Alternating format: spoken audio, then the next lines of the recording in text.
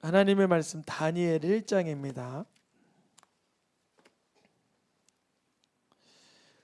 1절에서 2절까지 두 절의 말씀을 나눠서 읽겠습니다. 제가 먼저 1절의 앞부분 또 2절의 앞부분 이렇게 읽으면 뒷부분 읽으면 되겠습니다. 유다 왕 여호야김이 다스린 지 3년이 되는 해에 바벨론 왕 느부갓네살이 예루살렘에 이르러 성을 에워쌌더니 주께서 유다 왕 여호야김과 하나님의 전 그릇 얼마를 그의 손에 넘기심에 그가 그것을 가지고 시날 땅 자기 신들의 성전에 가져다가 그 신들의 보물 창고에 두었더라. 아멘. 오늘부터 몇 주 동안 이제 포로 시대 예언자 에스겔을 마치고 다니엘서로 들어왔습니다. 앞에 있는 화면 보시면 휙 뭐가 날아가는데 뭐 같아서요? 별이에요, 별. 그래서 다니엘 12장 3절 말씀에 보면 많은 사람을 하나님의 길로, 옳은 길로, 복된 길로, 하나님의 자녀된 삶의 길로 인도하는 자는 하늘의 별처럼 빛나게 될 것이다. 별처럼 빛난다는 게 뭘까요? 우리가 밤에 요즘은 우리가 이렇게 그 플래시가 있으니까 괜찮은데 이제 밤에 별 보고 그 별의 빛을 보고 길을 안내받는 거잖아요. 어둠 가운데 있는 인생들에게, 죄의 절박함, 절망스러운 가운데 인생들에게 우리는 마치 예수님께로 소개하는 자그마한 그 방향 표시등 같은 존재입니다. 우리들은 다니엘이 그 시대에 그러한 삶을 살았습니다. 우리가 작년에 예레미야를 시작으로 포로 시대 예언자를 시작을 했는데요. 예레미야는 참 오랜 기간 먼저 사역을 시작했던 사람이죠. 예레미야는 그러니까 다니엘보다는 못해도 한 40년, 그렇죠? 40년 먼저 사람인데 예레미야가요. 예레미야는 나라가 그래도 건실할 때, 요시야 왕 때 활약했던 사람이에요. 예레미야. 그래서 예레미야는 나라의 건실한 모습을 봤어요. 요시야는 그 선한 왕으로 기록됩니다. 선한 왕 요시야.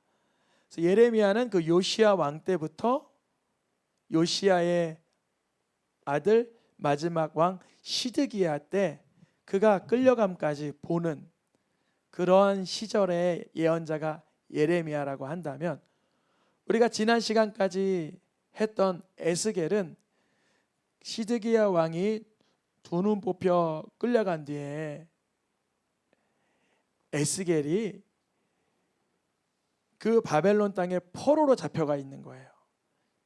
에스겔은 바벨론에, 예레미야는 예루살렘에서 활약을 했습니다. 그러면 다니엘은 어떤 정도의 위치인가? 다니엘은 에스겔이 바벨론 땅에 도착하기 전에 먼저 가 있었어요. 다니엘이 먼저 가 있었어요. 그래서 여러분 에스겔을 읽다 보면 혹시 기억나는지 모르겠지만 에스겔에 다니엘이 등장해요. 에스겔이 바벨론 가기 전에 거기 누가 가 있었다고요? 다니엘. 그러니까 다니엘은 그곳에서 어떤 자가 됐어요? 이미 유명한 자가 됐어요. 에스겔 말씀입니다. 그러니까 에스겔은 지금 어디에서 이걸 쓰고 있죠? 바벨론 그발강에서 예언받고 있는 거예요. 근데 에스겔 입장에서 이미 수천 년 전 노아도 알고 있고 수천 년 전 욥도 알고 있는데 누구도 등장해요? 다니엘이 등장하는 거예요. 에스겔 선지자는 자기가 2차 포로로 바벨론에 왔는데 자기보다 앞서서 10대 때 끌려간 다니엘이 그 나라에 괜찮은 직책을 맡고 있는 사람으로 이미 활약하고 있는 걸 알고 있던 거예요. 에스겔이 말이죠. 그래서 에스겔 시대에 사람들이 야, 저 사람 지혜롭다. 그러면 대명사로 누구를 표기했을까요? 다니엘. 그래서 암몬인가요? 모압인가? 에스겔 28장에 보면 하나님께서 두로가 하나님 앞에 교만하게 살았어요. 두로라는 나라가 하나님 앞에 교만하게 살았어요. 근데 두로를 향하여 하나님께서 에스겔을 통하여 뭐라고 말씀하시면 너가 다니엘보다 지혜로워서 깨닫지 못할 것이 없다라고 스스로 여기느냐? 이미 두로 지역에도 누구를 알고 있는 거예요? 다니엘을 알고 있는 상황인 거예요. 에스겔 시대에는요. 그러니까 에스겔 시대보다 먼저 이미 바벨론 땅에 붙들려 와서 하나님의 은혜로 활약하게 된 사람이 다니엘이다. 이렇게 말할 수 있어요. 뭐 표 보는 게 좀 불편할 수도 있지만 잠깐 표를 보면 제일 위에 요시야라고 써 있는 게 혹시 보이세요?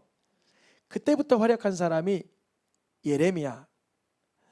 이 요시야 왕이 애굽 왕이 전쟁에 나가다가 자기네 유대 땅을 지나가니까 이 땅 지나가지 마. 함부로 지나가면 내가 가만히 있지 않을 거야. 그런데 요시야 왕이 바로 그 애굽의 바로 왕 느고에 의하여 죽임을 당합니다. 요시야가 죽으니까 백성들이 가만히 있을 수 없죠. 그의 아들 여호아스, 살룸이라고도 하고 여호아스라고도 두 가지의 이름으로 기록되는 이 왕을 백성들이 세웠어요. 세웠더니만 요시야를 죽이고 전쟁을 나간 그 바로 왕 느고가 바벨론과의 전쟁에서 무승부가 났어요. 이제 돌아오는데 자기가 죽여놓은 요시야의 아들을 백성들이 함부로 왕으로 세워둔 거예요. 괘씸한 거죠. 이게 내 나라의 속국이라고 여겼는데. 그래서 이 여호아스 살룸을 애굽 왕이 포로로 끌고 갑니다. 포로로 끌고 가요. 요시야의 아들, 백성들이 세운 왕을. 그리고 나서 애굽 왕이 세운 왕이 누구냐면 여호야김이라고도 하고 엘리야김. 김은 바뀌지 않고 엘리야라고도 하고 여호야라기도 하는 이 여호야김, 엘리야김을 애굽 왕이 세워놓고 갑니다. 그리고 애굽으로 들어가요. 다시 또 느부갓네살이 그 애굽과의 전쟁, 두 번째 전쟁을 치를 때 이 엘리야김을 애굽 왕이 보면서 내가 세운 왕이 잘 있나 확인하고 갔는데 이번 전쟁에서는 애굽 왕이 패하게 됩니다. 패하게 되니까 바벨론 왕 느부갓네살에게 엘리야김이 잘 순종했어야 되는데 이 엘리야김이 자기를 세운 왕은 애굽 왕이고 지금 확장 세력은 바벨론 왕이니까 양쪽 눈치를 보다가 고민하는 왕이 돼요. 그때 첫 번째 포로로 끌려간 사람이 다니엘이고 그의 아들 여호야긴 왕 때 끌려간 사람이 에스겔이고, 그러니까 에스겔이 바벨론으로 끌려갈 때 이미 다니엘은 그곳에서 어느 정도의 그 뭐랄까 활약을 하고 있었던 거죠. 다니엘이 끌려간 그때를 연도로 확인하면 BC 605년입니다. 연도를 보면 좀 편하진 않지만 그래도 이 남유다가 멸망한 걸 586년이라고 봤을 때 아직 다니엘이 끌려갔을 땐 내 나라가 멸망하기 몇 년 전인 거예요? 20년이라는 세월이 있었던 거예요. 그래서 다니엘은 자기가 포로로 끌려가지만 내 나라, 내 민족은 저 이스라엘 예루살렘에 아직은 여전했던 거예요. 거기 예레미야도 있고 아직 끌려오지 않는 한 에스겔도 있고 아직은 예루살렘 성전도 건재하고 그랬던 상황입니다. 근데 다니엘이 끌려올 때 그의 나이를 대략 10대로 봅니다. 근데 다니엘이 끌려와서는 언제까지 활약을 하냐면 혹시 글씨가 좀 작아서 안 보이실 수도 있는데 느부갓네살 왕 때 바벨론 제국 때 끌려와서 메데 다리오 왕 시대와 페르시아 제국의 고레스 왕 시대까지 거의 70년 정도를 활약을 합니다. 그러니까 다니엘 나이가 15살에 끌려왔다면 85세까지 사역을 한 거예요. 굉장히 많이 사역을 한 거죠. 이 당시 왕들 보통 5, 60대에 다 죽어 보통 생명을 다했는데 80대 후반까지 사역을 했다는 거는 길게 사역한 거예요. 신약에 그렇게 좀 오랫동안 사역한 사람이 한 사람이 있는데 혹시 아세요? 사도 요한. 사도 요한은 반모섬에 갇혀서 그것을 작성된 연대를 AD 80년, 그러니까 제일 늦게 보면 70년, 80년 이때로 보면 그 요한의 나이를 그도 거의 80세, 70세, 80세 보는 거죠. 근데 다니엘서와 요한계시록의 환상을 보고 마지막 때를 내비춰주는 그 성격이 좀 비슷합니다. 다니엘은 느부갓네살 왕 때 끌려와서 페르시아 제국으로 그 제국이 한 번, 두 번 바뀔 때까지 그의 자리를 뺏기거나 변치 않고 계속 쓰임을 받는 거죠. 저도 우리 새생명교회 우리 어린아이들 또 우리 장년 청년들이 시대의 변화와 상관없이 출중하게 다 쓰임 받기를 축복합니다. 하나님께서 시대를 거스르는 그 믿음으로 우리가 생각해 봐야 될 게 하나 있는데요. 다니엘이 끌려온 게 10대 때였다 그랬잖아요. 그러니까 그도 사실은 너무나 어렸던 거예요. 어리고 의지할 데도 없고 그가 나라의 멸망을 마치 당연히 사그러지는 나라의 그 끄트머리에서 내가 어느 편에 서야 될지 모르겠어요. 한 번 정도라도 번민을 하지 않았을까? 고민까지 아니더라도 다니엘은 다니엘서 1장에 보니까 이렇게 돼 있어요. 누구의 자손이라고 돼 있어요? 유다 자손으로 다니엘은 그래도 귀족이고 청명하고 지혜롭다 하여 먼저 1차 포로로 끌려온 거예요. 끌려와 보니까 우리나라 일제시대 때 창씨개명이라고 있었잖아요. 그 성을 지우고 일본어로 이름을 바꾸는 거요. 그렇게 바꿨어요. 이렇게요. 다니엘을 뭘로 바꿔요? 벨드사살. 또 다니엘의 친구들 3명도 이름을 다 바꿨어요. 아이고 좀 예명인가 보다 이렇게 볼 수 없는 게 뜻을 보면 이렇게 돼 있어요. 원래는 다니엘은 단 플러스 엘, 그래서 엘이 심판한다. 하나님이 심판자다. 열국의 심판자다. 하나님은 자비로우시고 하나님이 도우신다. 이러한 의미의 다니엘과 친구들의 이름이었다면 바벨론으로 끌려가서는 그 이름이 태양신, 아쿠신, 그리고 벨신이라는 이름으로 이렇게 개명이 됐습니다. 이 말씀을 우리가 유심히 봐야 될 이유는 우리 자녀들이 살아가는 인생의 정체성이 하나님과 관계된 인생인가, 세속적인 인생인가, 그거를 한번 묵상하면 좋겠어요. 다니엘 입장에서 외국에 끌려와서 포로로 벨드사사로 사는 게 좋을까요? 다니엘로 사는 게 좋을까요? 그건 뭐 여러분 고민을 하겠지만 사실은 지금 대세는 바벨론이기 때문에 아수르를 무너뜨린 바벨론이 대세이기 때문에 대세대로 사는 게 좋을 수도 있어요. 마치 우리 일제시대 때 창씨개명 빨리 하고 이거 탁 잘라버리고 빨리 일본 스타일로 싹 바꾸는 게 더 좋았을 수도 있었던 것처럼 그걸 제가 옳다라고 말하는 게 아니라 어떤 시대적인 이득을 말하는 거죠. 다니엘 입장에서는 바뀐 이름대로 살아야 되는데 고민을 하는 거예요. 내가 여기 와서 이러다간 정말 바벨론 사람 되겠다 고민을 했던 것 같아요. 저도 우리 아이들 학교 갈 때 늘 고민을 해요. 요즘 학교에서는 진화론과 동성애다, 유물론 사상이다, 또 인본주의다, 인권이라 해서 성경과 완전히 그 반대에 서 있는 그러한 가르침을 이렇게 내포하고 있기 때문에 고민을 많이 했어요. 많이 하다가 아이들에게 그 부분을 같이 다루기로 했어요. 학교에서 만약에 달림에게 기도하고 오면 달림에게 기도하는 게 아니라 하나님께서 그 달을 창조하셨기 때문에 하나님께 기도하는 거다. 남자와 남자가 결혼한 그림이 있으면 그거는 죄고 그거는 하나님 안 기뻐하시는 것이다. 이렇게 좀 가르치려고 일반 초등학교를 보냈죠.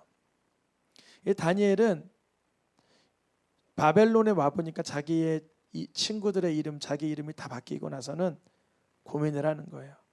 왜냐하면 지금 왕의 명령으로 잡혀왔기 때문에 가만히만 있으면 괜찮은 정도의 수준은 살 수 있는데 다니엘은 고민을 하는 겁니다. 어떤 고민을 하냐면 이러다가는 하나님의 그런 사람으로 사는 게 아니라 세속적인 삶을 살겠다. 이런 뭐랄까요? 위험 신호가 감지된 것 같아요. 그래서 다니엘이 같이 읽어보겠습니다. 다니엘은 뜻을 정하여 구하니 뭔가 뜻을 정했어요. 1장 8절에 다니엘이 뜻을 정한 건 단숨에 딱 즉흥적으로 정한 거다 이렇게 읽어도 되지만 저는 많은 그런 고민과 번민과 수렴 끝에 결정한 것 같아요. 어떻게요? 아니, 벨드사살이라는 이름으로 왕이 주는 음식, 왕이 주는 포도주, 왕이 내려주는 그런 하사품만 가지고도 다른 포로들보단 확실히 확연하게 구별되게 살 수 있는데 뜻을 정하고 뭔가 구했어요. 근데 뭔가 구한 게 뭐냐면 우리가 하나님께 구할 때는 귀한 거, 간절한 걸 구하는데 다니엘은 정말 그가 귀한 게 뭐였냐면 이 시대에 바벨론 왕이 먹는 음식이나 이런 것들은 그 나라의 우상들에게 바쳐진 음식들이 거기서 내려오는 음식이라 이방 우상에게 드려진 것으로 내가 먹어서 얼굴이 윤기가 나서 괜찮게 되었다라는 그런 말을 들으며 하나님의 체면을 구기기 싫었던 거예요. 그래서 다니엘은 이렇게 구하는 거예요. 나 왕이 주는 음식과 포도주를 먹지 않겠습니다. 먹지 않도록 도와주세요. 나 그것 좀 먹게 해주세요. 이렇게 구한 게 아니라 나의 육체로는 즐겁고 맛있고 뭐 쾌락할 수 있는 그런 도구지만 그거를 거절하는 걸 구하는 거예요. 하나님은 하나님의 뜻대로 구하는 것을 들어주십니다. 그래서 하나님은 다니엘의 기도를 들어주셨어요. 다니엘이 여기 있고요. 환관장이 여기 있는데요. 다니엘은 누구에게 구해요? 하나님께 구하니까 하나님은 환관장을 통하여서 얻게 하신 거예요. 우리는 인간 사회를 보면 사람하고 사람은 보이지만 그 배후에서 그 이면에서 역사하시는 하나님을 못 보는 사람들은 사람만 두려워하지만 다니엘은 하나님을 두려워해서 하나님께 하나님 내가 더럽히지 않도록 구합니다. 또한 환관장에게 그렇게 부탁을 하니까 하나님이 환관장을 통하여 은혜를 얻도록 불쌍히 여김을 얻도록 도와주셨는데 이 환관장의 대답이 아주 평범해요. 너는 하나님을 두려워하지만 나는 누구를 두려워한다? 나는 왕을 두려워해. 너는 너의 나라 왕, 너의 나라 하나님, 너의 나라 여호와 두려워하지만 나는 내 왕이 두려워. 나는 내 머리가 날아가 버릴까 봐 너무 두려워. 너희가 이거 왕이 주는 거 안 먹고 초췌하면 내가 잘릴 수도 있어. 내가 잘못될 수도 있어. 이렇게 환관장이 다니엘에게 대답을 했어요. 다니엘이 참 지혜롭게도 억척스럽게 막 자기만 주장하는 게 아니라 선택지를 줘요. 열흘 동안만 그러면 테스트해봐라.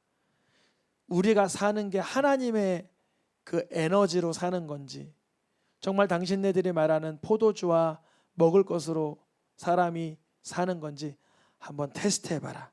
열흘 동안. 근데 감사하게도 열흘 동안 이들이 왕이 지정한 음식을 안 먹어도 어떻게 됐다 그랬어요? 다니엘 1장 15절 보면 얼굴이 아름답고 윤택하여 다른 소년들보다 훨씬 좋았대요. 하나님의 영광을 위해서 먹고 하나님의 영광을 위해서 포기하는 자에게는 하나님께서 더욱 훌륭한 것으로 이렇게 역사해 주신 거예요. 이 다니엘은 하나님 뜻대로 살기 위해서 자기의 것을 내려두었지만 이렇게 기록되어 있어요. 20절에 지혜와 총명이 다른 박사, 다른 술객, 다른 나라에서 온 여러 사람들보다 10배나 탁월했다라고 기록되어 있습니다.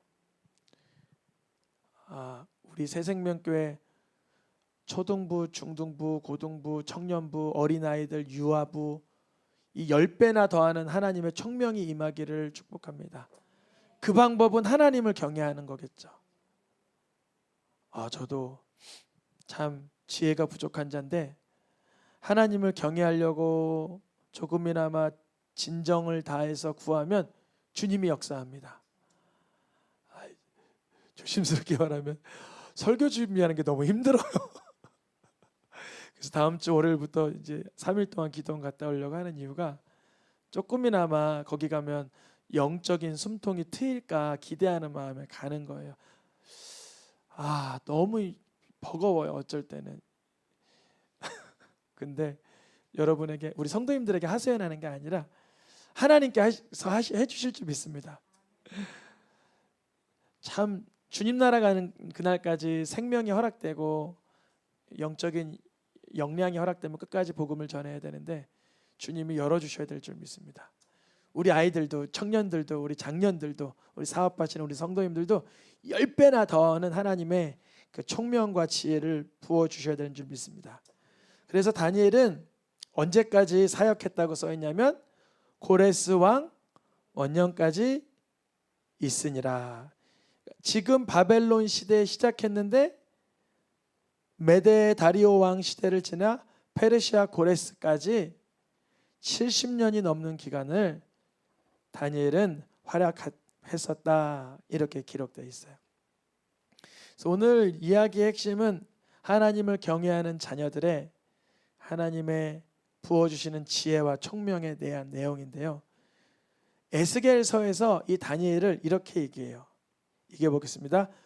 그들도, 즉 다니엘도 자녀는 건지지 못하고 자기 공의로 자기 생명만 건질 뿐이라. 아니, 왜 이런 말씀이 있죠?